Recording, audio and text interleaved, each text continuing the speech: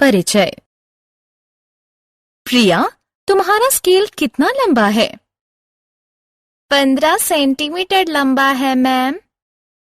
बहुत अच्छा प्रिया। तुम्हारा वजन कितना है रोशन? ओह, 25 किलोग्राम मैम। ठीक है। स्नेहा, तुम्हारी बोतल में कितना पानी आता है? करीब 1 लीटर मैम। छात्रों, हम अपने दैनिक जीवन में दूरी, द्रव्यमान और आयतन के परिमाण मापने के लिए विभिन्न इकाइयों का प्रयोग करते हैं। आइए इस पाठ मापन में इन इकाइयों के बारे में जानें।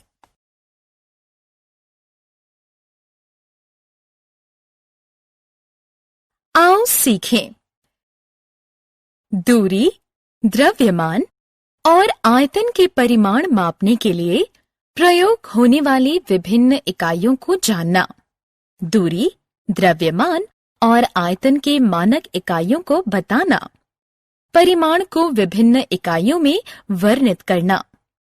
विभिन्न इकाइयों को जोड़ना, घटाना और गुणा करना। रुपए का पैसे में और पैसे का रुपए में विनिमय करना।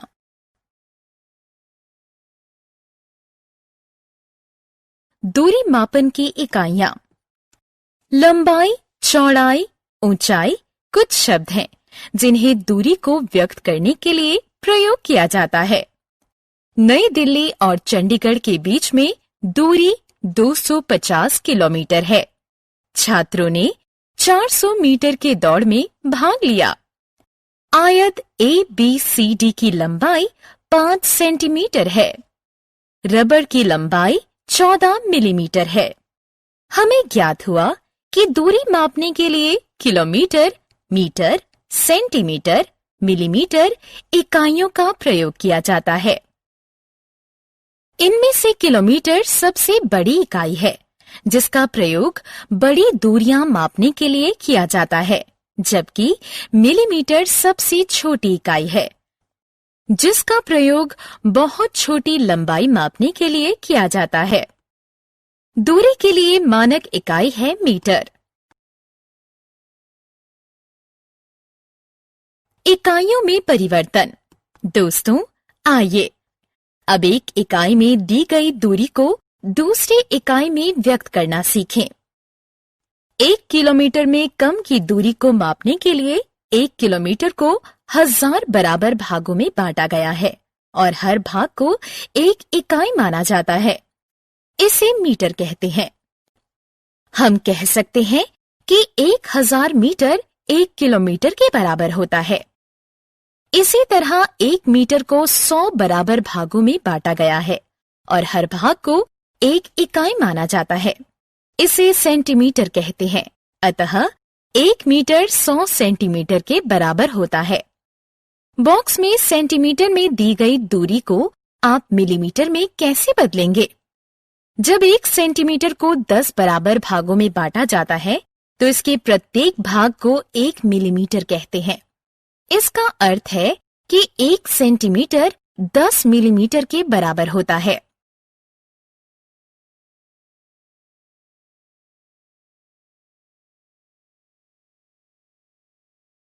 द्रव्यमान मापने की इकाइयां।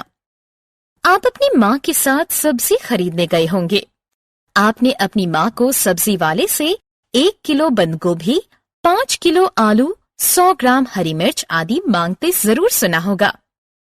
किलोग्राम और ग्राम वस्तुओं का द्रव्यमान मापने की 2 इकाइयां हैं, जिसमें से किलोग्राम द्रव्यमान की मानक इकाई है। यदि 1 किलोग्राम को 1000 भागों में बांट दिया जाए तो एक भाग को 1 ग्राम कहेंगे। इसका अर्थ है कि 1 किलोग्राम 1000 ग्राम के बराबर होता है।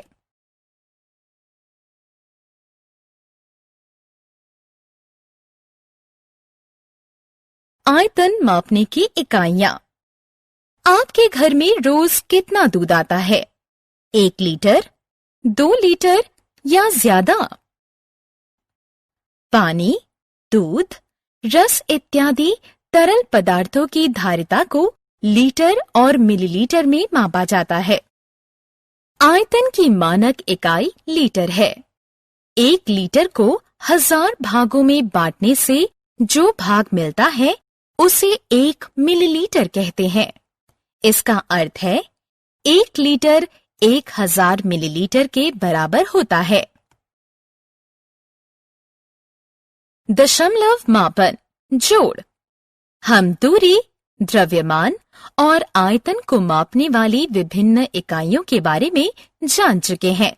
आइए अब सीखें कि विभिन्न इकाइयों में दिए गए परिमाण को कैसे जोड़ें, घटाएं और गुणा करें। एक दिन रेयान अपने चाचा के साथ चिड़ियाघर गया।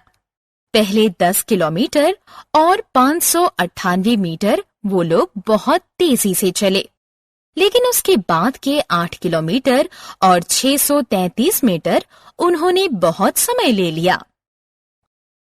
उन्होंने कुल कितनी दूरी तय की?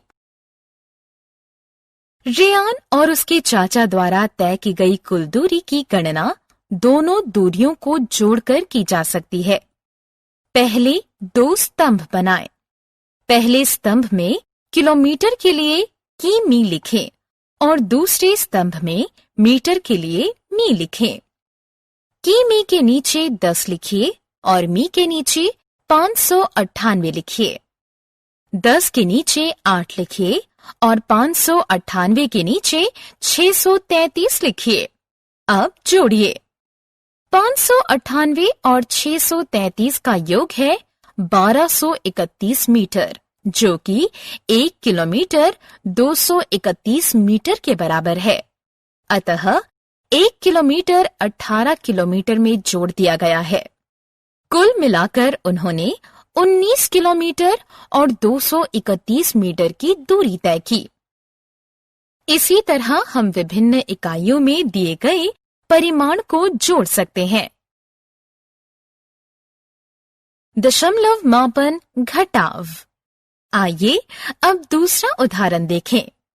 एक ट्रक में 538 किलोग्राम और 177 ग्राम अनाज है और दूसरे में 219 किलोग्राम और 538 ग्राम अनाज है। पहले ट्रक में कितना भार ज्यादा है? हम पहले माप से दूसरे माप को घटाकर पहले ट्रक के अतिरिक्त भार जान सकते हैं। उसी विधि का प्रयोग करें जो हमने जोड़ के लिए करी थी। 538 ग्राम को 177 ग्राम से घटाया नहीं जा सकता। अतः 538 ग्राम से 1 किलोग्राम ऋण लिया है। इसे ग्राम में परिवर्तित करके 177 ग्राम से जोड़ दिया तो ये 1177 ग्राम हो गया। 1177 ग्राम से 538 ग्राम घटाने पर 639 ग्राम बचा, जबकि 537 किलोग्राम से 219 किलोग्राम को घटाया तो 318 किलोग्राम बचा। अतः पहले ट्रक में 318 किलोग्राम और 639 ग्राम अतिरिक्त भार है। दशमलव मापन गुणन। गुणन। राज के परिवार में प्रतिदिन 2 लीटर और 500 मिलीलीटर दूध की खपत है। इस परिवार द्वारा 14 दिन में कितनी दूध की खपत कर ली जाएगी?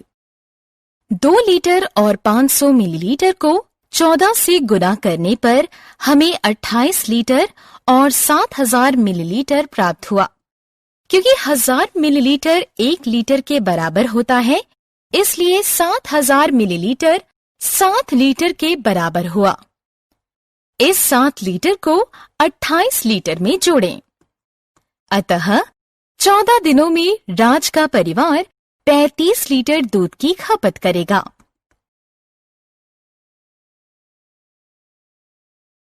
रुपया पैसा। राहुल ने 1 रुपए में 1 टॉफी खरीदी। आप इस रुपए को पैसे में कैसे बदलेंगे? 100 पैसे से 1 रुपया बनता है।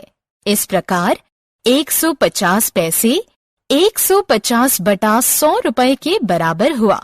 ये 1.5 रुपए हुआ। अतः हम पैसे को रुपए में बदलने के लिए उसको 100 से भाग देते हैं।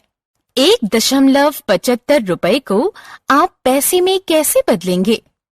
1.75 को 100 से गुणा करके हमें 175 प्राप्त होते हैं। हमने क्या चर्चा की? दूरी मापने के लिए किलोमीटर, मीटर, सेंटीमीटर, मिलीमीटर इकाइयों का प्रयोग किया जाता है। इनमें से मीटर दूरी मापने की मानक इकाई है। किलोग्राम और ग्राम वस्तुओं के द्रव्यमान मापने की 2 इकाइयां हैं, जिसमें से किलोग्राम द्रव्यमान मापने की मानक इकाई है। तरल पदार्थों के आयतन को लीटर या मिलीलीटर में मापते हैं। लीटर आयतन की मानक इकाई है।